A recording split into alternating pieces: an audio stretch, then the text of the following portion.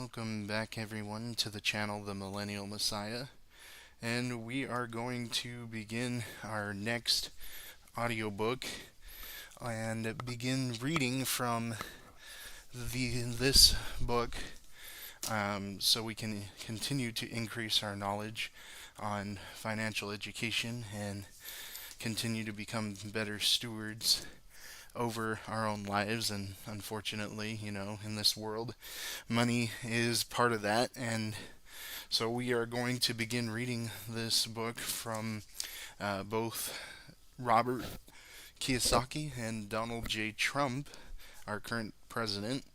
Why We Want You to Be Rich. Two Men, One Message. So we are going to begin with the introduction. Why We Want You to Be Rich. Two Men, One Message. The rich are getting richer, but are you? We are losing our middle class, and a shrinking middle class is a threat to the stability of America and to the world democracy itself. We want you to be rich so you can be part of the solution rather than part of the problem. Donald J. Trump and Robert T. Kiyosaki. Donald Trump and Robert Kiyosaki are both concerned. Their concern is that the rich are getting richer, but America is getting poorer. Like the polar ice caps, the middle class is disappearing. Boy, isn't that true. America is becoming a two-class society. Soon you will either be rich or poor. Donald and Robert want you to be rich. This phenomenon, the shrinking middle class, is a global problem, but prominently in the richer G8 nations, in the countries such as England, France, Germany, Japan. This phenomenon, the shrinking middle class, is a global problem, but predominantly in the richer G8 nations in countries such as England, France, Germany, Japan, etc. Former Federal Reserve Chairman Alan Greenspan said, "As I often said, this is not the type of thing which a democratic society, a capitalist democratic society, can really accept without addressing." He went on to explain how the income gap between the rich and the rest of the U.S. population has become so wide and is growing so fast that it might eventually even threaten the stability of democratic capitalism itself. The problem is education. What did the Federal Reserve Chairman state as the main cause of the problem? In one word, his answer was education. Mr. Greenspan points out that U.S. children test above the world average levels at the 4th grade level, but by the 12th grade level, they are far behind, he says. We have to do something to prevent that from happening. Donald Trump and Robert Kiyosaki also place blame on the lack of education, but they focus on a very different type of education: financial education. Both men are very concerned about the lack of quality financial education in America at all levels.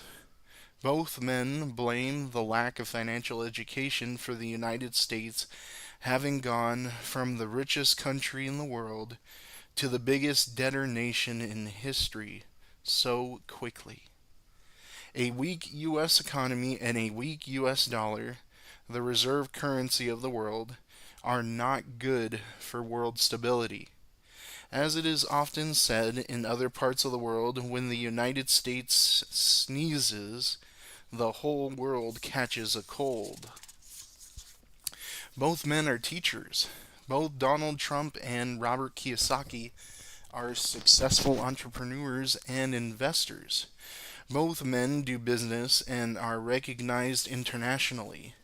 Both men are also teachers. Both men are best selling authors, produce educational board games, speak at financial education events, and both have education television programs.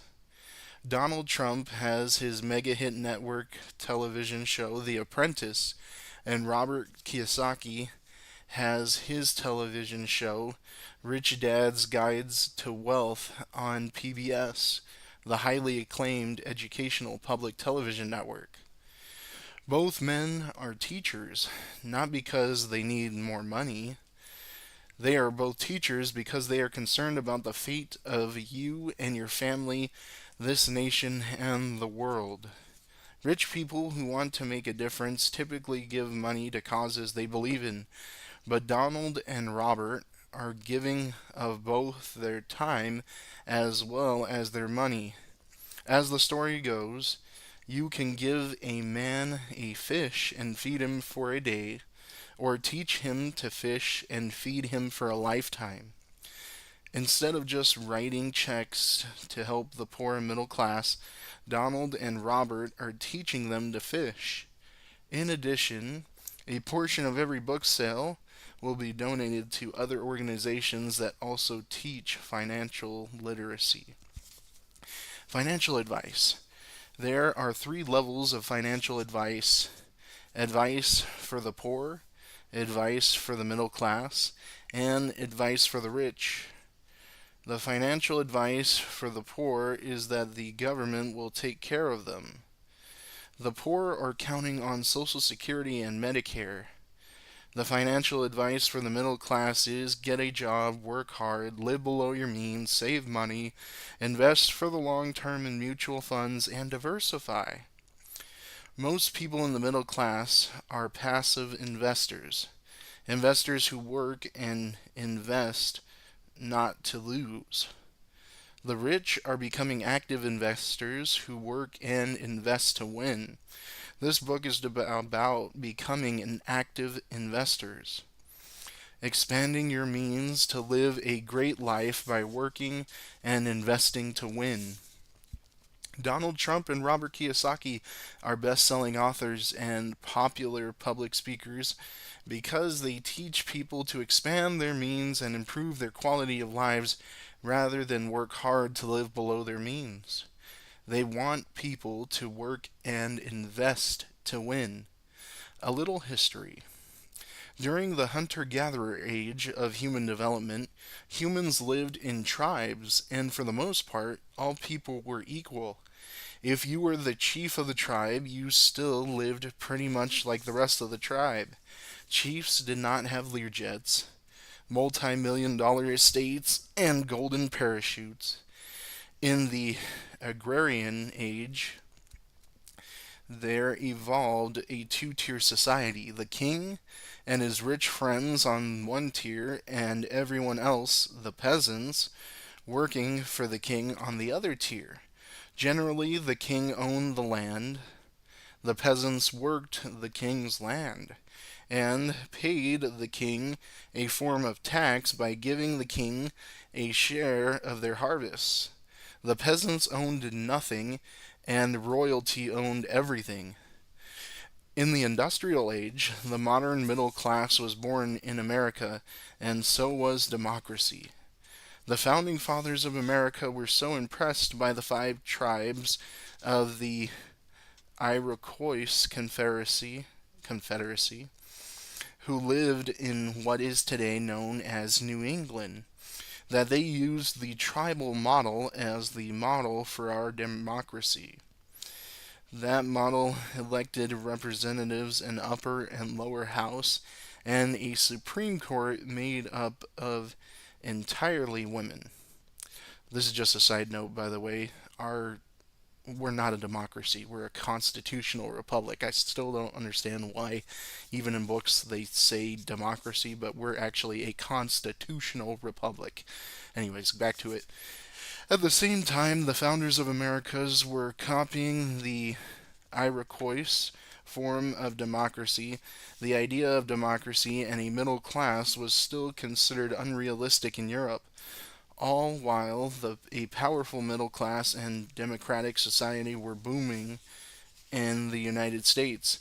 Today, in the information age, the middle class is slowly dying, and so is democratic capitalism, unlike any other time in history. And there really is a very wide and growing gap between the haves and the have nots. Are we going backward into the agrarian age? Are where there was no democracy and only two classes? Or will we evolve into a new form of capitalism and democracy? Problems on the horizon. Just as we are only now becoming aware of the effects of global warming, we are also only now becoming aware of the effects of the loss of our middle class. Currently, most members of the middle class feel safe and secure. Um, that must have been a long time ago because I know that sure isn't the case now, but they are content even though most are aware that we have problems on the horizon. They feel safe because they believe their government will step in and take care of them and protect them. Side note, we know that they won't do any of that nowadays. Little do they know, there is little that government can do to protect them. Governments, even the United States government, cannot protect their people as they once could simply because the problems are now global problems. For example, the price of oil is determined by countries outside the control of the United States. Terrorism is not a war against nations, terrorism is a war against ideas. A terrorist can strike anywhere and disappear into the populace. And globalization causing the loss of so many American jobs is the problem of multinational corporations becoming richer and more powerful than many countries. This globalization has also been made more possible through the World Wide Web, making communication instantaneous anywhere in the world. Communication has become possible at any time, anywhere. On the home front, just as environmentalists are noticing that some species of frogs are disappearing, economists are noticing that pensions and health care are disappearing for the middle class and the poor. In a few years, the biggest baby boom generation in history begins to retire all over the world. Most governments do not have the financial resources to keep their promise. Businessmen, not politicians. People expect their elected government officials to take care of the growing problems facing the poor and middle class. Donald Trump and Robert Kiyosaki are not politicians, although there is a strong movement brewing for Donald to run for president. They write this book as entrepreneurs, investors, and educators. Instead of promising to solve your problems, they want you to become and avoid becoming a victim of the problems. Do not expect your political and government officials to provide solutions. Do not think you are entitled to a secure, prosperous, and healthy life. Instead, Donald and Robert want you to become rich and become part of the solution to the problems we face as a nation and the world. Not a how to book. When it comes to money, many people want to be told exactly what to do. They often ask specific questions such as, I have 25,000, what should I do with it? When you tell people that you do not know what to do with their money, they are happy. Oh, wait, let me rephrase that. I read it wrong. When you tell people that you do not know what to do with your money, they are happy to tell you what to do with it.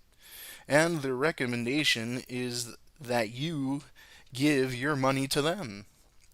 This is not a how to book. Robert and Donald will not be telling you what to invest in. They will share with you how they think, why they financially win, and how they see the world of money, business, and investing. A matter of vision.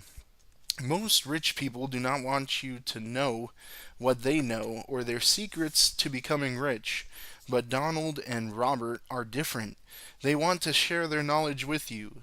One of the definitions of leadership is vision. This book is about vision, about seeing what most people never see through the eyes of two men who have won and occasionally lost at the game of money. Why We Want You to Be Rich is a book about how these two men think and why they think the way they do. Through their eyes, you will gain additional insight into how you can improve your financial future. A word of caution. In the world of money, there is another word often used: transparency. Transparency has many definitions. Three definitions applicable to this book are: free from pretense or deceit; 2. Sheer enough to be seen through; 3. Readily understood. People want greater vision so they can see with their own eyes and make their own decisions. Because our financial educational system does not really teach people to be financially literate, people cannot see. And if they cannot see, there is no transparency. Due to this lack of vision and transparency, people are simply investing by giving their money to someone else to invest. They blindly follow the advice of work hard, save money, and invest for the long term in mutual funds and diversify. They work hard and follow this investment advice because they cannot see. A word of caution. If you believe that working hard, saving money, investing for the long term in mutual funds, and diversifying is good advice, then this book may not be for you. Donald and Robert do not invest in mutual funds because mutual fund companies are not required to be transparent. They are not required to disclose their true expenses. Since most amateur investors cannot see, this fact does not bother them. Professional investors, as Donald and Robert are, require transparency in all their investments. While the financial advice of saving money and investing in mutual funds may be good advice for the poor and middle class, it is not good advice for people who want to truly become rich. This book is about seeing through the eyes of two rich men and understanding a world of money very few people get to see. How history affects today. This book will also discuss how history has brought us to this financial state of emergency. Some important dates are 1971. Our money stopped being money and became a currency when it ceased being backed by gold. This is the year that saving money became obsolete and bad financial advice. Today, the middle class has very little in savings. Could it be because they know that savings is an obsolete idea? 1973. The first oil shock was felt. It was a political problem. However, today the current oil shock is an actual supply and demand problem that will affect all of us.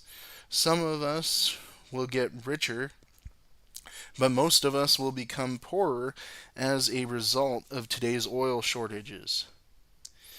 How will the current oil crisis affect you? 1974. Ursa The Employee Retirement Income Security Act was passed. ERSA, what eventually led to what we know as 401k plans. Few laws changed have affected so many of us as this one. The 401k was originally an arcane subparagraph in the U.S. tax code, originally created only for high income CEOs and executives looking for a way to shelter a few more dollars. It became a revolution in retirement savings after the IRS ruled in 1981 that workers could use the same rule. The problem is that the 401k is a savings plan and not a retirement plan. Many workers who have 401ks will not have enough money to retire on simply because the 401k was designed for very high income executives, not lower wage workers. In simple terms, the 401k savings plan will not be adequate for approximately 80% of all workers, especially those making less than $150,000 a year. Millions of middle class workers will be downgraded to the poor class even though they have a 401k plan today. Side note, that's really interesting because I did not know this about the 401ks myself. And also, nowadays, you have to be making at least 150,000 a year to even be considered lower middle class. So, times have changed a lot. All right, back to it. Do you have a 401k? 1989, the Berlin Wall came down and the World Wide Web went up.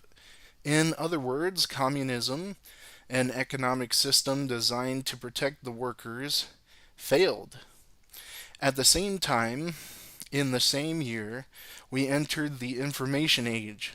Suddenly, young internet millionaires and billionaires were being created while baby boomers workers were losing their jobs. Many older workers have to work for younger workers simply because they are not technically current. Instead of receiving pay raises as they did in the industrial age, many older workers are receiving pink slips because their years of education and experience are obsolete. Another side note, AI and robotics, especially AI, I feel like in the next few years is going to make a lot of us obsolete too. So, gaining as much financial education as we can right now is super important. Are your skills obsolete?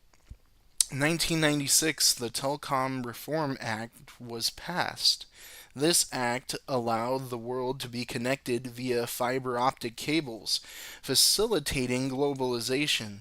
This meant that white collar jobs could be exported. It now makes economic sense to hire a programmer, doctor, lawyer, and accountant in countries where the costs for these services are much lower due to the lower cost of living abroad. Are you working in an area that fiber optic cable could change? 2001, China was admitted into the World Trade Organization, WTO. Today, America and many Western nations, such as the G8 nations, have become consumers rather than producers. This sets up a huge balance of trade problem and also takes away our factories. Many small businesses that are not able to compete with companies like Walmart, who has direct lines to China's factories. Today in America and other Western nations, our middle class is shrinking as the middle class in China and India is growing. Do you consume the products manufactured overseas? 2004. During the Kerry Bush debates, There was talk about the outsourcing of American jobs, but there is a bigger problem both parties avoided. There was little said about the sourcing and outsourcing of American debt into the hands of foreign nations. While there is much discussion about illegal immigrants in our workforce, there is a more serious immigration problem not being discussed: the amount of foreign capital that keeps the United States afloat. In 2004, 44% of our treasury debt was owned by foreigners. No leading country in history has ever incurred this level of foreign debt. As a nation, we cannot afford the payments to service this debt, and there is a limit to the amount our debt the world will tolerate. Are you able to service your own personal debt? This book is not a political book. It will not blame the Republicans or the Democrats, liberals or conservatives. This book is about money, financial education, and the effects of a lack of financial education and money management. It is about protecting yourself from national money mismanagement. Today's problems are bigger than our government can handle. That may be why our politicians avoid discussing the real problems. The United States has the highest standard of living in the world. We have attained that high standard of living by becoming the greatest debtor nation in the world. The US dollar is also the world's reserve currency, and so far the world has allowed us to print as many dollars as we want. Is this a fairy tale scenario or a nightmare? Donald and Robert do not think this fantasy can last much longer. They expect a global correction on a massive scale. Unfortunately, the poor and middle class will be hurt the most. And again, this is why they want you to be rich. This book is not about the changing world. This book is not about the changing world. This book is about changing you so that you do not become a victim of a changing world. The world is changing rapidly. Politicians and government bureaucracy cannot change fast enough or protect everyone from these shifts. It was recently announced that Bill Gates and Warren Buffett have joined forces to solve some of the world's most pressing problems. This is commendable, as money does have the power to solve many of our world's problems, such as hunger, affordable housing, and hopefully many diseases such as cancer and AIDS. Money cannot solve poverty. One problem money cannot solve is poverty. While there are many underlying causes of poverty, one of the causes is a lack of financial education. The problem with throwing money at the issue of poverty is that money only creates more poor people and keeps poor people poorer longer. This is why Donald and Robert are teachers. They know that the one true solution to worldwide poverty is financial education, not money. If money alone could solve poverty, they would donate their time. They would donate their money. But since money cannot solve poverty, they donate their time.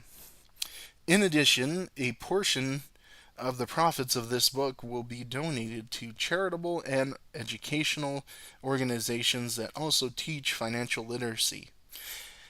As your financial education increases, you will start to recognize financial opportunities everywhere. Once you become rich, you may choose to help change the world as well. This is what Donald Trump and Robert Kiyosaki have done. This is why they have joined forces as teachers. As you read this book, you will see the voices of two men from two different backgrounds with two different perspectives and two different voices. Robert is a storyteller and uses dialogue often in his writing. Donald is direct and straight to the point, using as few words as possible. We have used two different typefaces to emphasize their two voices. Gramrund is used for Robert, and Tribeck is used for Donald. Can you read this book with an open mind? If so, you will see the world through the eyes of these two successful men, and you may expand your own mindset about money and what is possible for your financial future. To your financial future of freedom, Sharon Lecter. Yes, we will produce a near perfect republic, but will they keep it?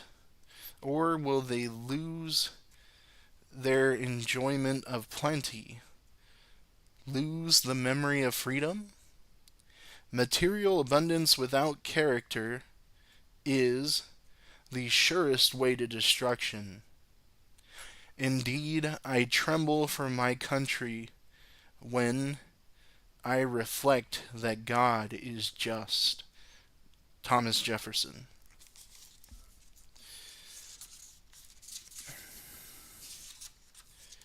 Why Donald Trump and Robert Kiyosaki wrote this book. For many reasons, Donald Trump and Robert Kiyosaki never should have met, much less written a book together. Donald Trump is from New York, the financial capital of the world, is from a wealthy family, and is a billionaire who started making his money at a young age. Robert Kiyosaki grew up in Hawaii, the vacation capital of the world, is from a middle class family, and became a millionaire much later in his life. While both men are financially free and do not have to work anymore, they choose to continue to work harder than ever. While they do not run in the same circles, something brought them together. They share the same concerns. Both Donald and Robert are internationally best-selling authors, and each could write another bestseller on his own. Why would they choose to write a book together? You may have seen their books many times at the bookstore. Maybe you bought them and maybe you didn't. But isn't it intriguing that these two superstars would join together to write one book? Maybe they are doing it to get your attention. It's that important. Part 1 of this book contains Donald's and Robert's personal accounts of how they met and why they decided to write this book.